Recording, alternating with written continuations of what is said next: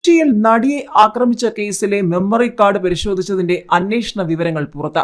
3 തവണയായി അനധികൃത പരിശോധന നടത്തിയെന്ന് വ്യക്തമായി. അങ്കമാലി മജിസ്ട്രേറ്റ് ലീന റഷീദ്, ജില്ലാ ജഡ്ജിയുടെ PA എന്നിവരാണ് കാർഡ് പരിശോധിച്ചത്. വിചാരണ കോടതി ശിരസ്തദാർ താജുദ്ദീനും മെമ്മറി കാർഡ് പരിശോധിച്ചു. Magistrate Leena Rasheed memory card സ്വകാര്യ കസ്റ്റഡിയിൽ സൂക്ഷിച്ചു.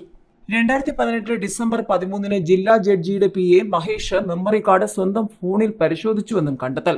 മെമ്മറി കാർഡ് ചോർന്ന സംഭവത്തിൽ അന്വേഷണ റിപ്പോർട്ടിന്റെ പകർപ്പ് നടിക്ക് നൽകാൻ ഫെബ്രുവരിയിൽ ഹൈക്കോടതി നിർദ്ദേശിച്ചിരുന്നു. നടിയുടെ ഹർജിയിലായിരുന്നു ഹൈക്കോടതി ഉത്തരവ്. പകർപ്പ് വേണമെന്ന ദിലീപിന്റെ ആവശ്യം കോടതി അംഗീകരിച്ചില്ല. നടിക്ക് പകർപ്പ് കൈമാറുന്നതിനെയും ദിലീപ് എതിർത്തിരുന്നു. എറണാകുളം ജില്ലാ സെഷൻസ് ജഡ്ജിയാണ് സംഭവത്തിൽ അന്വേഷണം നടത്തിയത്. നടിയെ ആക്രമിച്ച ദൃശ്യങ്ങൾ ഉൾപ്പെടുന്ന മെമ്മറി കാർഡിന്റെ ഹാഷ് വാല്യൂ മാറിയ സംഭവം എറണാകുളം പ്രിൻസിപ്പൽ സെഷൻസ് ജഡ്ജി ഹണിയം വർഗീസാണ് അന്വേഷിച്ചത്. ഹൈക്കോടതി നിർദ്ദേശപ്രകാരം നടത്തിയ അന്വേഷണത്തിന്റെ റിപ്പോർട്ട് കോടതിയിൽ ഹാജരാക്കിയിരുന്നു. ഈ റിപ്പോർട്ടിന്റെ പകർപ്പ് അതിജീവിതയ്ക്ക് നൽകാനാണ് ഹൈക്കോടതി ഉത്തരവിട്ടത്. അന്വേഷണ റിപ്പോർട്ടിന്റെ പകർപ്പ് ആവശ്യപ്പെട്ടുള്ള അപേക്ഷ പ്രിൻസിപ്പൽ സെഷൻസ് ജഡ്ജി തള്ളിയതിന് പുറകെയാണ് അതിജീവിത ഹൈക്കോടതിയെ സമീപിച്ചത്.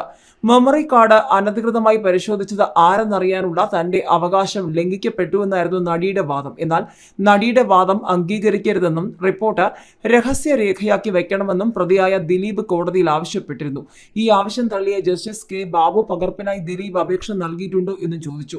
മെമ്മറി കാർഡ് പരിശോധിച്ചെന്ന അന്വേഷണത്തിൽ കണ്ടെത്തിയാൽ ക്രിമിനൽ നടപടി ചട്ടപ്രകാരം കുറ്റക്കാർക്കെതിരെ നടപടിയെടുക്കാമെന്നാണ് ഹൈക്കോടതിയുടെ നിർദ്ദേശം.